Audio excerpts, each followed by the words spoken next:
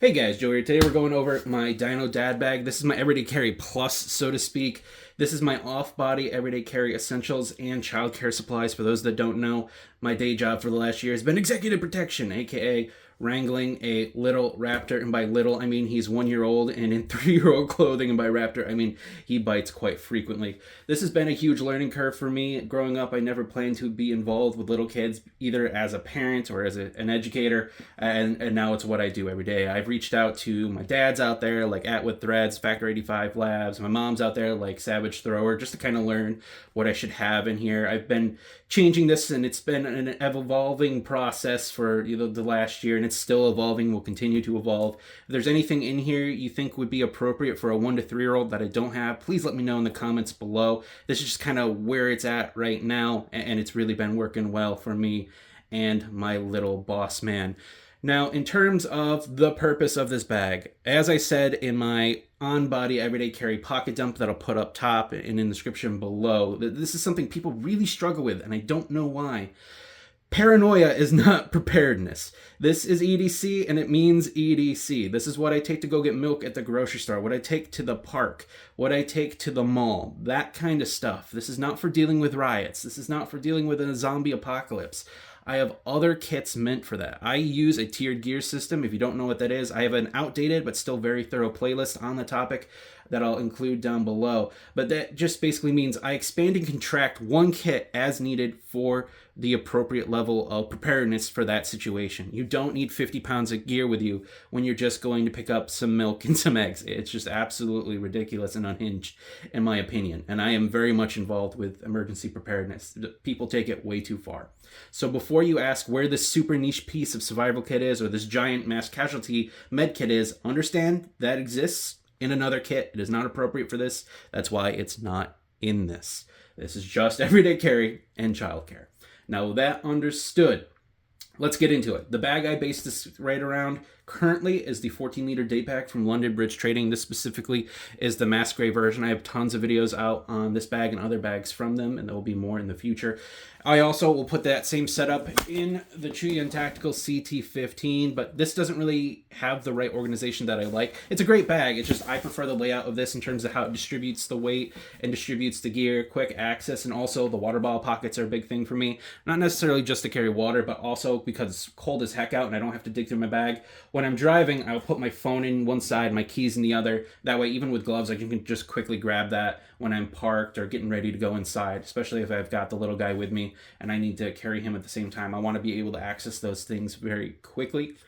In terms of mods I've done to the bag that you're going to see on the front here, I have basically what's called Go Rug poles. This is marine grade shrink tubing.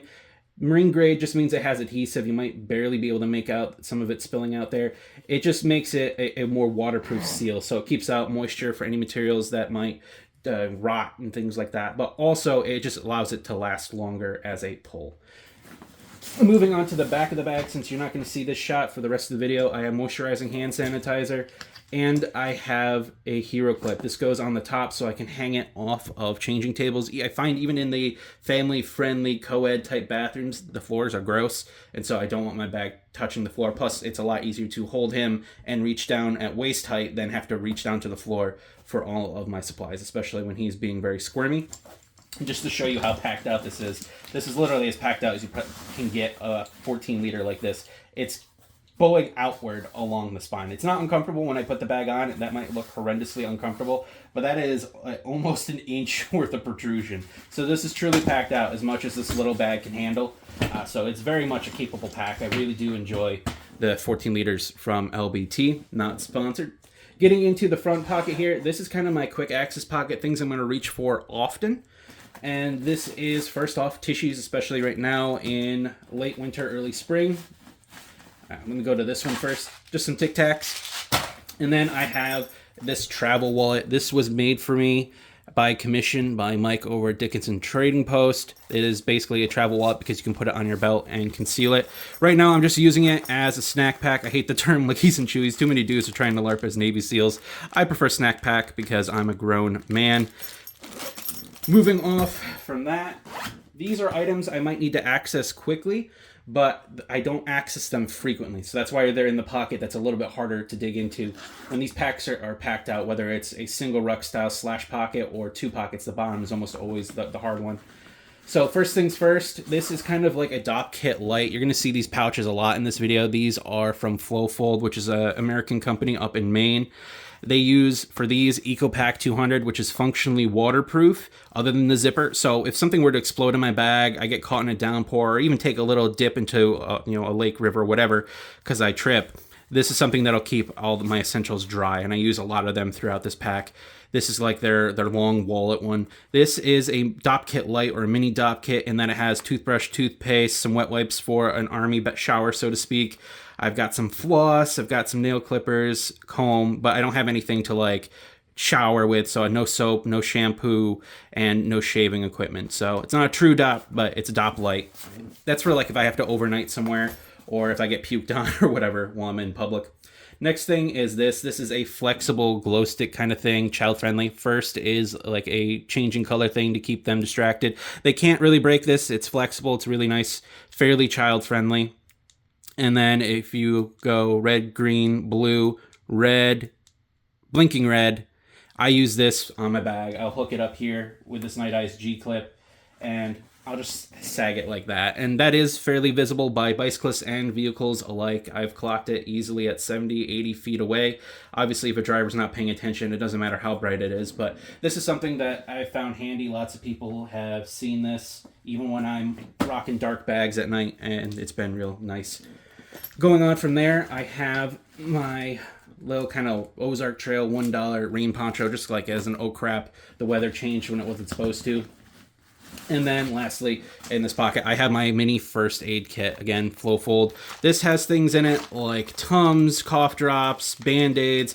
The big star here is going to be this guy. This is my pocket pharmacy. This is very specific to me, and this is adult-only medications. That way, I have absolutely zero risk of getting little guy an adult dose. His stuff is in a totally separate pack. You can read the list here, or you can also go to that Pack Wizard link where I detail everything in this. This is very specific to me and my needs. You may not need this. Now, getting on to the inside of the bag.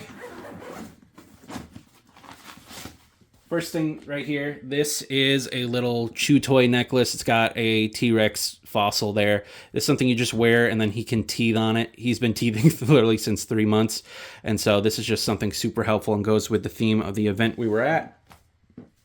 Moving on from there, I have a wipes container. I have Purell wipes right here, and then Pampers butt wipes right here. So wiping down carts and services, which isn't really as big of a deal right now as it was when he was younger. And then his butt. To go with that, I've got this pouch right here. I have these color-coded, so tan brown, you can guess, is doo-doo. This is diapers. So I've got one daytime diaper, one nighttime diaper, Aquaphor, and some doggy bags in here to, deal with it in case I have to throw it out and there's no trash. I've got something else to go along with that farther into the bag. I have my glasses case because I'm basically got a lot worse vision than I thought. And I might have glaucoma, so that's cool. I've got a little toy for him to play with. This is just a little toadstool car, anything really big and not super like a choking hazard. Now, for that one guy that had an aneurysm over me not having the typical Batman tool layout. How dare you? Hey, bud, right here. Have some patience. Inside this little Maxpedition, I believe this is the Maxpedition Micro, I've got my Streamlight MicroStream, I've got my lever adapter, a mini Bic, I've got my Leatherman rebar, and I've got this. This is probably a weird item for some folks to see.